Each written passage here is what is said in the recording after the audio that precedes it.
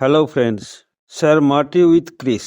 Iraq income versus $25 commission. বিশ্বব্যাপী বেশ কিছু অনুন্নত দেশের নাগরিকদের মাথাপিছু গড় আয় নিয়ে অনপ্যাসিভ স্যার মার্টি দেগারমো আর ক্রিস স্যার ইদানিং পরপর বিশ্লেষণ করে চলেছেন।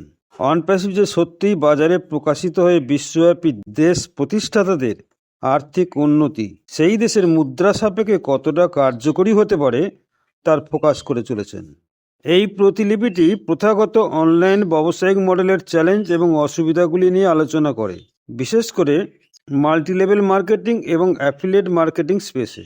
মার্টি বলতে চাইছেন 20 বছর ধরে একজন বিপণনকারী হওয়ার ব্যক্তিগত অভিজ্ঞতা এবং সফল দল গঠন এবং আয় তৈরিতে তিনি যে সংগ্রামের মুখোমুখি হয়েছেন তা শুধু শেয়ার করে চলেছেন। তিনি MLM এবং অ্যাফিলিয়েট মার্কেটিংয়ের সাথে সাধারণ সমস্যাগুলি হাইলাইট করেছেন, যার মধ্যে রয়েছে প্রথমত উচ্চ ব্যর্থতার হার। মার্টি উল্লেখ করেছেন যে 97 থেকে 99% লোক যারা MLM বা অ্যাফিলিয়েট মার্কেটিংয়ের মাধ্যমে অনলাইনে অর্থ উপার্জন করার চেষ্টা করে তারা সেখানে অর্থ হারিয়ে ফেলে।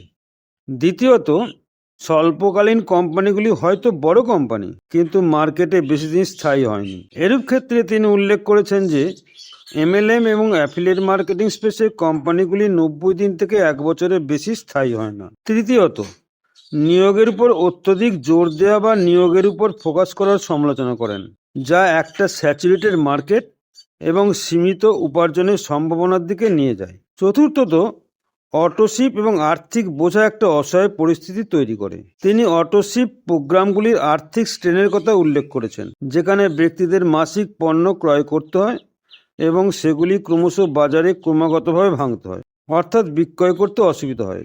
5 নম্বর বিষয় হলো, এই জায়গাতে মার্টির লক্ষ্য হলো যে এই ঐতিহ্যবাহী অনলাইন ব্যবসায়িক মডেলগুলির ত্রুটিগুলি হাইলাইট করা এবং একটি বিকল্প সমাধান প্রবর্তন করা, যা এই প্রতিলিপিতে স্পষ্টভাবে উল্লেখ করা হয়নি। তবে সম্ভবত তিনি যে অনপ্যাসিভ কোম্পানি প্রচার করছেন বা অনপ্যাসিভও তার সাথে সম্পর্কিত, সেই হিসাবে বিশ্বের যত ছোট দেশ আছে কয়েকটি বাদে সব দেশগুলির নাগরিকদের মাথাপিছু গড় আয় খুবই কম।